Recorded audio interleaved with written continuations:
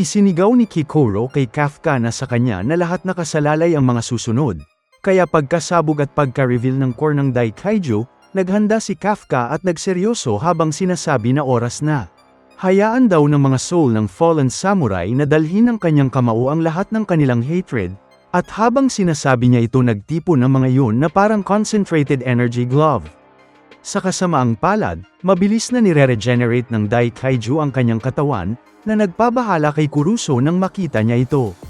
Nang sasabihin pa lang nito na hindi sila makakaabot dun, sinabi ni Kafka sa kanyang sarili na magiging okay lang ito. Habang patuloy ang pag-charge ng atake, sinabi niya na kinakailangan niya lang ilagay ang lahat sa isang blow na ito.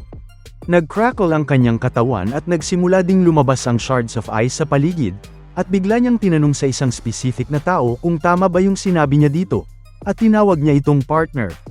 Isang pamilyar na device ang pumalibot sa katawan ng Daikaiju at nagawa nitong ma-freeze ang buong katawan noon nang walang kahirap-hirap, na nagsanhi ng pagkapigil sa pag-regenerate noon.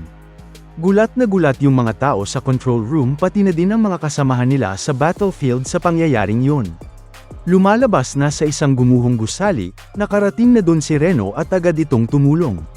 Matapos magpalabas ng ice attack ni Reno, agad niyang isinigaw kay Kafka na tapusin na niya ang laban na ito, kung saan sa isang mabilis na motion, ipinalabas na niya ang inipon niyang hatred ng samurai at gigil sa laban na ito, at pagkadikit ng kanyang kamao sa barrier ng core, bumalik tayo sa kanyang inner thoughts kung saan kinakausap niya si Kid Kafka.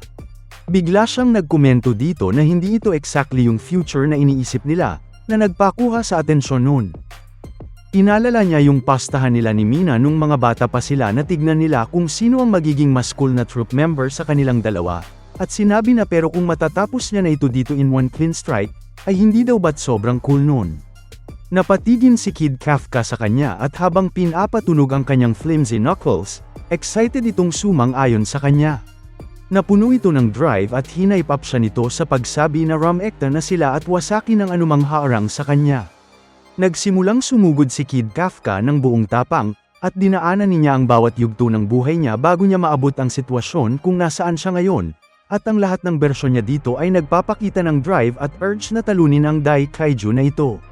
Sa panlabas na mundo, hindi inaasahan ni Kafka na biglang ipapalabas ng halimaw na ito ang upgraded na katawan ni No. 9 upang pigilan siya sa pagsuntok sa core nito.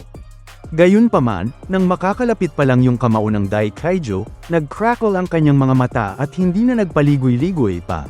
At ipinalabas na sa kanyang kamao ang naipon niyang lakas, na madaling nagpawasak sa core ng pambihirang halimaw na ito.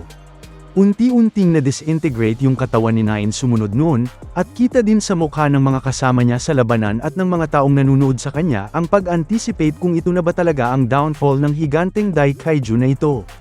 Habang nawawala rin at tila nagwawatak-watak yung katawan ng Daikaiju, nagsimula itong mag-screech ng napakalakas, habang ipinapakita sa atin na winawasak ng will to live ang living nightmare na ito.